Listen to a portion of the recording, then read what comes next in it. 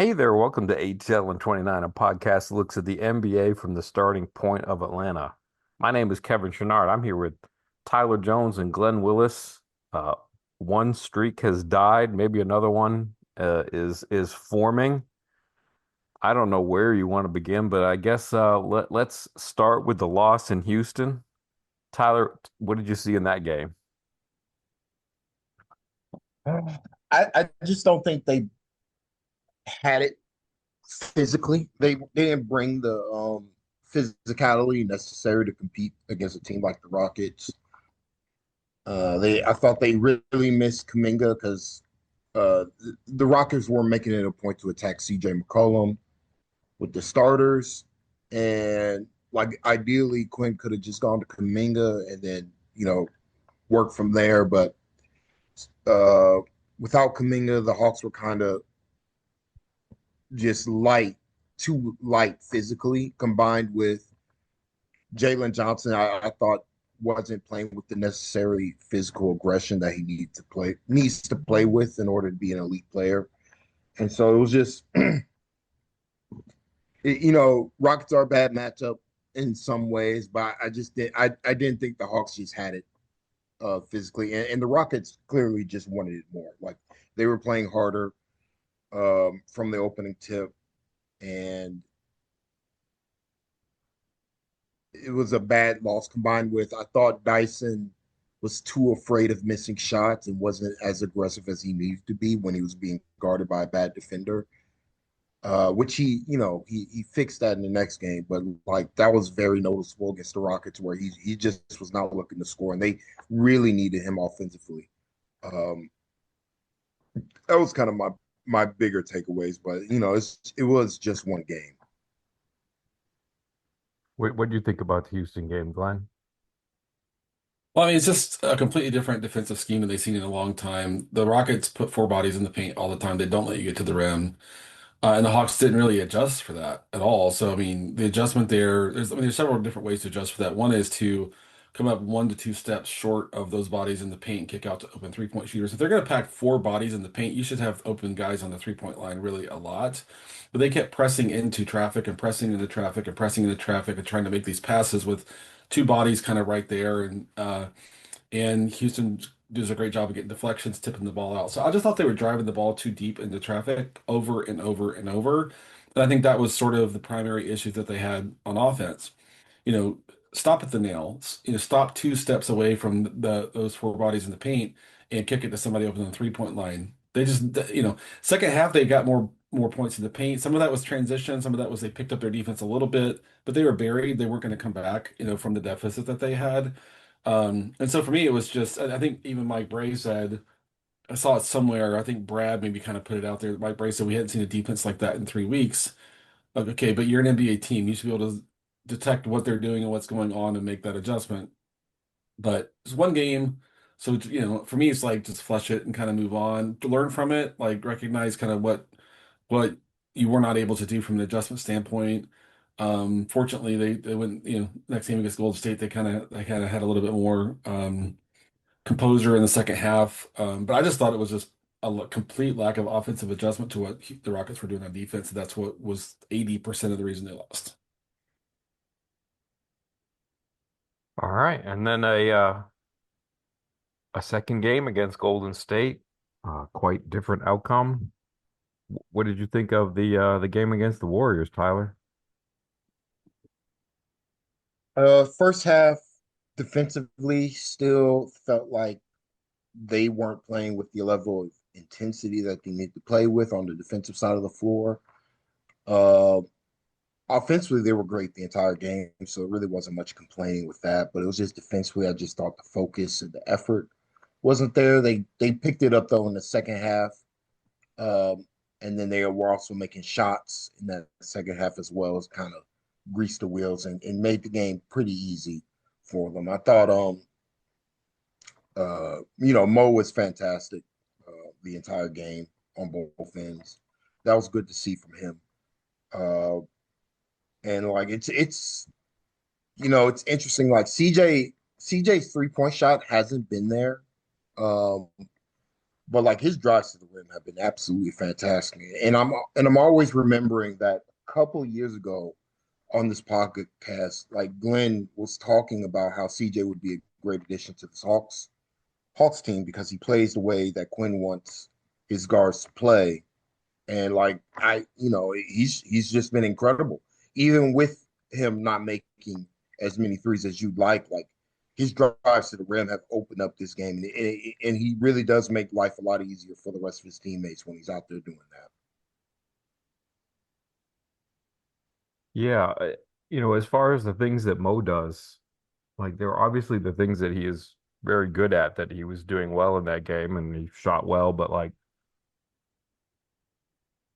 he's just gotten a lot better at the very basic stuff on offense, like recognizing when something is there and when something isn't there, and when something isn't there, to know what sort of the backup option is. Just let me get back outside to this dribble handoff and we'll move to the next thing. You don't need me to try to do something extra here. And he's flushed a lot of the record scratch moments out of his game where he can just play continuous basketball on offense. And if something is there for him, take it. If not, just connect and get to the next action so that somebody with more offensive skill than him can do something. Yeah, absolutely. And we talk about all the time that smart players lean into the stuff that they're good at, right? And don't and try to stay away from the things that they're not so good at. And there are times when, like in the say earlier in the season, he would try to break the paint and kind of get a kick out pass. I mean, his ball handling is, a little below average, for his position. And if there's a really big opening to kind of get the paint and find a pass out of it, that's totally fine, right? As long as he's not being pressured and things like that, he can do that. But I agree with you that like when he has someone right on him, the best thing to do is like, I need to find someone else who's a better ball handler than me and offload the ball to that person, set a screen, roll to the nail or wherever. And he's just making, smarter decisions and understanding kind of what his role is in the offense.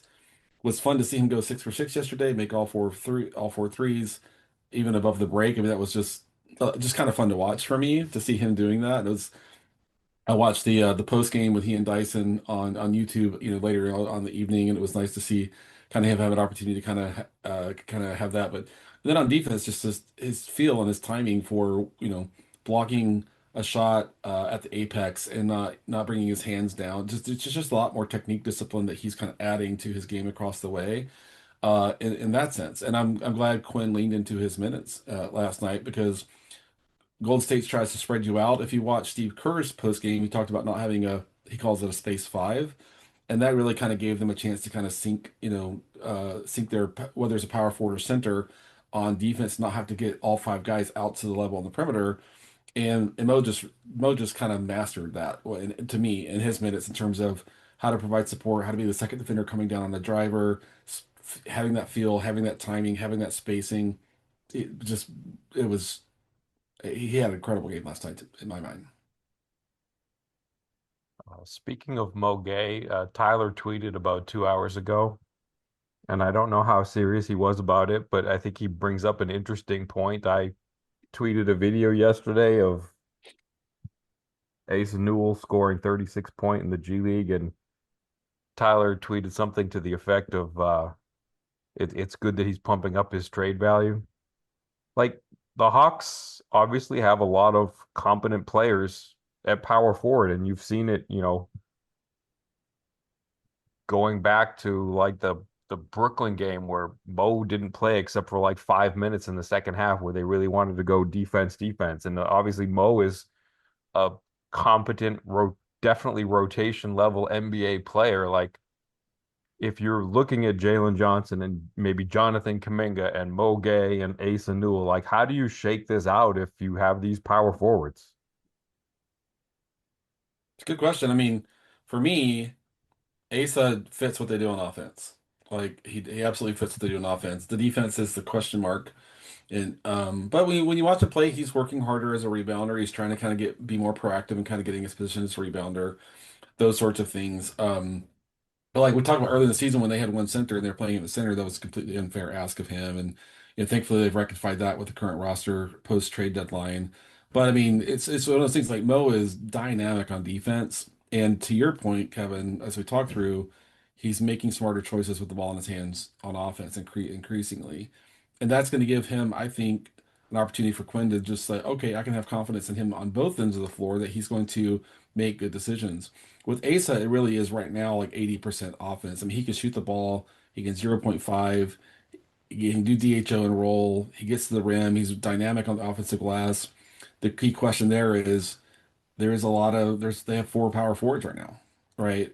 Four power forwards right now that and three are ahead of him in terms of readiness to play in NBA rotation. So what is that path for him? It's I love Asa. I think he's going to be a good player.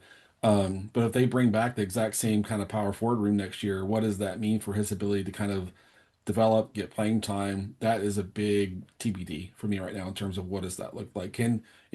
It next year will they play Jalen at the three half the time and at the four? I mean, there's different ways they could go positionally, but I believe in him offensively. But he's number four of four in that power forward room right now, and that's I guess it's good that he's down in the G League. Kind of they're playing through him a lot down there. They really empower him down there. But it'll be interesting to see what the roster looks like at the four and the five next year and what that means for his ability to kind of work his way into some kind of rotational role. What do you think, Tyler? I mean, I think just the biggest issue is that Asa would have a consistent role on this team if Jalen Johnson wasn't on the team. Because like I feel like his best role is as a high usage player on offense, as kind of a hub, but that role isn't available for him on this Hawks team because he's not going to be better than Jalen Johnson.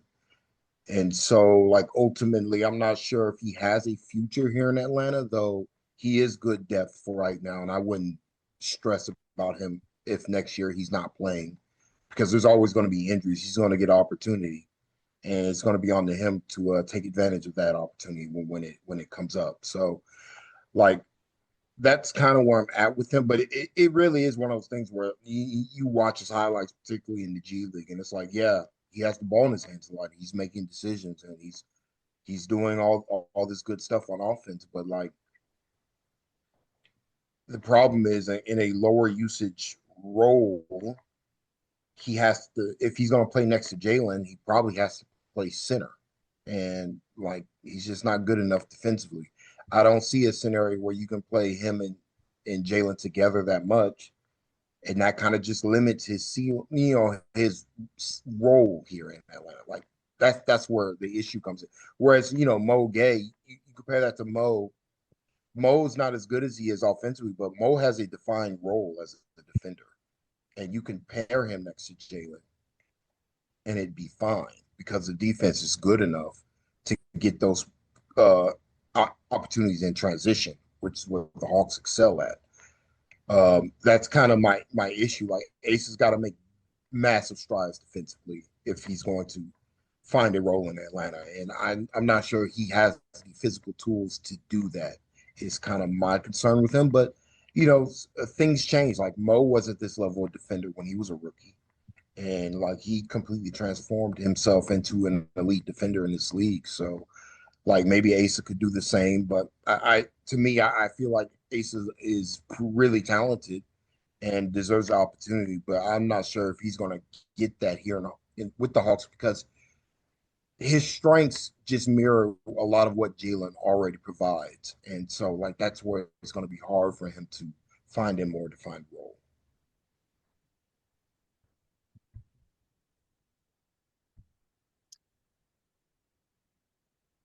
What what do you make of the Hawks? We should talk about this every podcast, but it keeps going on and keeps going on, and it's like, what do you make of the Hawks' insistence of playing Corey Kispert as much as they do? Like, I mean, is there anything more to say at this point? What what is it that makes them so insistent? Like, because I mean, even if you compare sort of apples to apples and you say, well, they got to play him because he's under contract for next season. Well, yeah, so Zachary Risachet.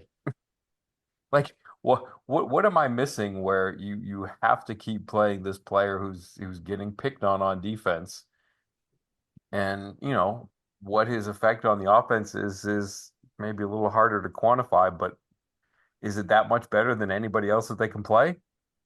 I mean, the offense, like anyone, I guess, like anyone who plays off the bench can be up and down. He was good in the second half yesterday, but like the Warriors were playing their second unit when he was on the floor in the fourth quarter, and that's the context that's important.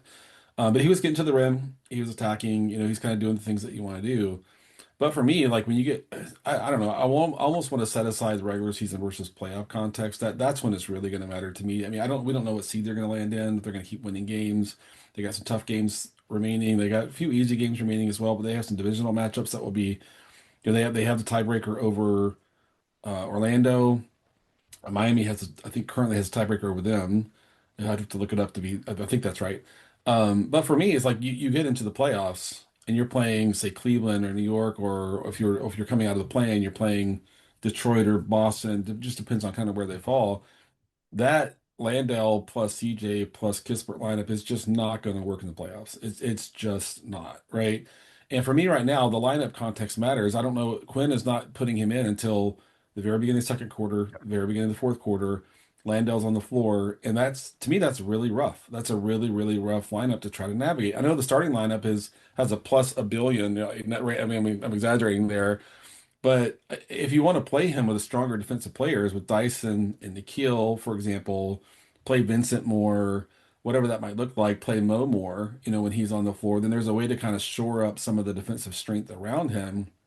But when that lineup goes on the floor against a good team, it's rough. When they go on the floor against the bad team, they can kind of navigate it, fine, whatever. But as they start to kind of tighten the rotation heading towards the playoffs, wherever they might be, that one has to go, in my view. Like that one, it has to go. That's not going to work. They're not going to be set up for success. I'm not a Corey Kispert hater, but I like roll him in the with 4 minutes left in the first quarter when Nikhil or Dyson are on with Gabe or something stronger than that. Ball pressure, etc. Actually, Quinn did make a weird change last night. Like he started on Yeka at the start of the fourth quarter. Yeah, Didn't put Landale in. So that was like maybe that's a preview of a tweak that's coming. I'm sorry I interrupted, but wanted to put yeah. that out there. No, I mean, and like I said, I mean, on offense, he's a grown up. He kind of knows how to attack a closeout. He knows how to get in the paint with a kick. He's pretty strong against an opposing second unit that's playing a smaller group. He can kind of do a little bit more. But for me, like game one playoffs, whatever it is, where they kind of fall, is like that one has to go. That one has to be kind of worked out of the rotation. They got to find something that's tighter defensively if they're going to put him on the floor. We'll see if Quinn does that though. What else is there to say here, Tyler? About Kispert, I just think it's a sunk cost here. Like he's good because of his contract. He's probably going to be on the team next year, and they're trying to find something that works. But the Kispert, Landale, CJ McCollum trio just has to end. Like Quinn just has to stop playing those three together, just bare minimum. And then from there, like I'm just of the opinion, I'm just like you don't have to play Kispert at all. Like you have better options. You have and my thing with Corey is just, he is a good driver, but as a shooter, you know, he's in a shooting slump with the Hawks, and that's understandable. But like even for his career, he's never been a high, you know, he's never been good enough of a shooter anyways to justify him getting consistent minutes like he has. Like that's kind of just reality when you're that bad defensively, you have to make shots. And he's not making shots. And so like I'm like, all right, can we just like kill his minutes and play Ricochet there all the time so he can get some more consistent tick here, considering how well he's shooting recently. But I just think they're trying to find something that could work with Kispert going forward. But I just to me, I'm like CJ McCollum just should CJ McCollum is just better than he is, full stop. And he is ideally the worst perimeter defender you're going to play on this Hawks team. And like playing somebody worse than CJ McCollum is just a recipe for failure.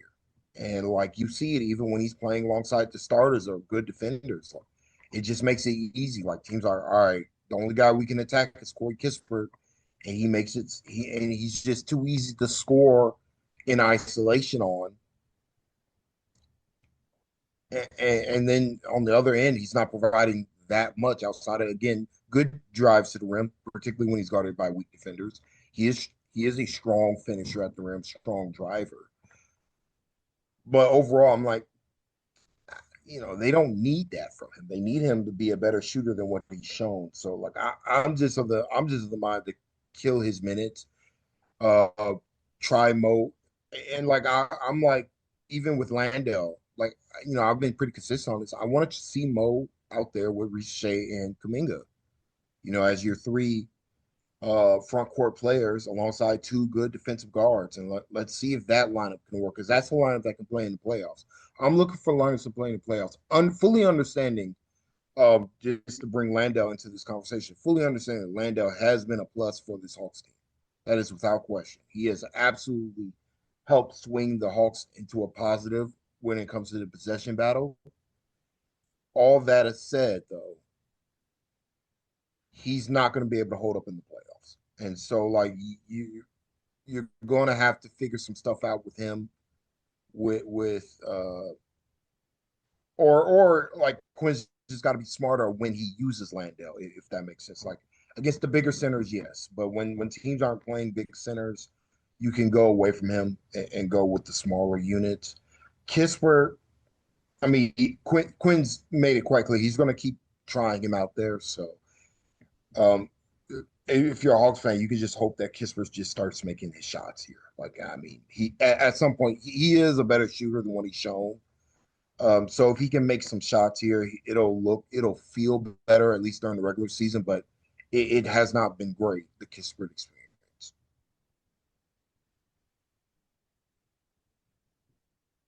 Yeah, I like what you said about Landale there. It's like he has value, but it's almost like what you were saying. Uh, were you saying this about Trey? Like it's just that you want his name written in pencil, not ink. It's like you don't want to feel like you have to play Landale every game. He's a very situational tool. And there are going to be games where it's going to be great to play him, but there are going to be games where you might not need him. And I hope they adjust. In fact, this is the next question that I wanted to ask you. You're always stealing my questions, Tyler. But like, if there's something that I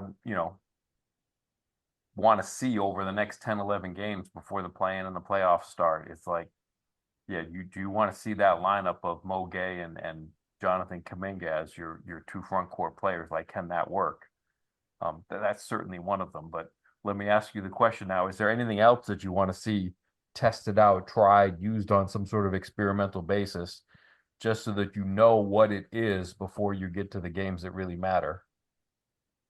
I am liking the Jalen at three, Mo at four, lineups here, just to see it. They haven't been good offensively. But I do think it's good for them to be testing that, because if they're playing the Knicks, like if they're going to go up against the Knicks, the Mitchell Robinson lineups are going to have consistently been a problem for this Hawks team in general, though they haven't played Mitchell Robinson that much recently, especially with this new team that the Hawks have. So like they gotta figure something out, because that's you know at the end of the day, the possession battle is going to decide who wins playoff series. Like, and Mo does help the possession game, particularly with his rebounding on both ends of the floor. So like it's good, experiment, good to try it. Um, you got to continue to try Kaminga and Jalen together as well, just because you got to get the physical athletes out there. Um, but other than that, not really. I mean, they've kind of exhausted the well here a little bit outside of the Mo at center. I understand why they're not doing it, but I would still like to see Mo, Kuminga, Risa Shea together in the front court on the second units. Maybe that can help you know, get these second unit offenses going a little bit more. Just because Mo is a little like while he's not as good as Landell offensively, I feel like uh, with the ability to get more consistent stops, you get Kaminga going and transition more often offensively. That'll get him into the game more and get him into a better flow than what he has been doing. Because a lot of when I'm seeing Kaminga struggle, it's in the half court, but it's primarily a lot of it has to do with the fact that he's playing alongside bad defenders and they're not getting stops. So they're not getting out in transition, playing faster with pace. So I would like to see Kaminga play with more better defensive lineups and, being tied to him and Ricochet both being tied to Landell, CJ, Kispert. Like that's just that I would like to see stop because there's no reason for those three to be playing together. Is there anything you want to see happen over these final 11 games, Glenn? I mean, like I said, like it totally depends. It totally depends on the opponent. Good team, bad team trying to lose. There may be a little bit, I don't know, more flexibility to kind of, roll with kind of what Quinn's been doing. But like I said, every game they get closer to play-in/playoff, depending on where they fall, Quinn's got to start tightening these rotations and forming them into what he thinks he's going to play come postseason. That's what sometimes that's just the last 5, 6 games of the year where the adjustments start coming to your rotation. The bad teams are playing the rest of the way. Maybe fine to kind of keep doing what they're doing. Not my first choice, but not my decision to make also at the same time. But when you get down to the last 5, 6 games of the season, getting guys on the court, getting a rotation stacked where guys can see like this is what we're going to do. We get into the play-in/playoffs. This is what our rotation is going to look like. If you snap to that play in game one or playoff game one, you haven't been doing that the last 5, 6 games of the year. That's an adjustment period that you haven't let your guys settle into yet. So that's again, we talk about trade-offs all the time, but for me, whether it's the last 5 games or 7 games, whatever that number of games is to snap into that new rotation structure, can't wait till the play-in/playoffs to do that. You got to start doing that the last 5, 6, 7 games of the year. Let guys get used to new lineup, new rotation construction, etc. It'll be interesting to see when we start to see that adjustment from Quinn. Tyler, is there anything that we should be expecting going into a game against Memphis? Um, the Grizzlies are actively tanking, so like even if the game is close, they will sit the best players who are playing well that night to secure the loss. So I wouldn't be terribly surprised if Jalen misses another game here. Um, if somebody else has a injury concern, this is also like somebody has a little. This is an ideal resting spot for multiple guys as well. Just because, again, that said, they can still lose to the Grizzlies. The Grizzlies have upset some teams here if they don't have the right mindset. But if if they want to rest some guys, they can. Um, but the issue with doing that is the Hawks aren't deep with scorers, and so being without Jalen hurts them a lot more than people really realize, and it kind of forces guys to step up their scoring acumen in ways that's not really comfortable for them, but it's good for them. Like I think it's good that Dyson Daniels went for 28 against the Warriors. I would hope he continues to play with that level of aggression because they need his scoring and they're going to need his scoring in the playoffs. He can't have games like against Houston where he's just too scared to look at the rim. Like he's got to attack and get downhill because he is the engine of the offense when it's humming at its best. So that's kind of what I'm looking for. But the Grizzlies are playing for next year, so uh, again, like expect fully that they will be uh, cutting guys from the rotation if they're playing too well in the fourth quarter to secure a win if it comes to that. But ideally, the Hawks are up like fairly early so that they can coast through the rest of the game and not have to stress guys minutes wise because they got a big one coming up on Wednesday against the Pistons. Anything you want to add there, Glenn? No, just they got to win as many games as they can. And as we talked about, if there's a chance to let Jalen sit, versus Memphis, I mean, the feeling is they should win that game without him. But at the same time, they need every win. So it's, hopefully the shoulder's feeling better come, is it Monday they're playing Memphis, I Monday, think? yep. Yeah. And so um, that's kind of where things are. I mean, Kaminga looked good for half the game last night. Then he was kind of limping a little bit in the second half. So gotta wonder if he's going to be not playing on Monday. It seems like it's probably the way it's going to go. But they got to win every game they can. Last night they came out in the second half and just fixed a lot of issues against Golden State and just kind of really were the aggressor where they weren't in the first half. They need starts where they're the aggressor from the very first minute of the game, and that's what they've got to kind of bring into these games to give themselves a chance to get to 6 or maybe 5, depending upon if Toronto wins and loses game along the way where they are. Because I think they're about what game and a half behind Toronto or something like that right now for 5. But they got to start fast, start the aggressor, start physical, and not get through half a quarter or a full quarter before they kind of start leaning into all that stuff. They've got to bring that all from the very first minute of the game the rest of the way. All right. Well, I thank you for joining me, and I'll have to see how this Memphis game shakes out. And good night, Bob. Good night, Bob. Bye, Bob.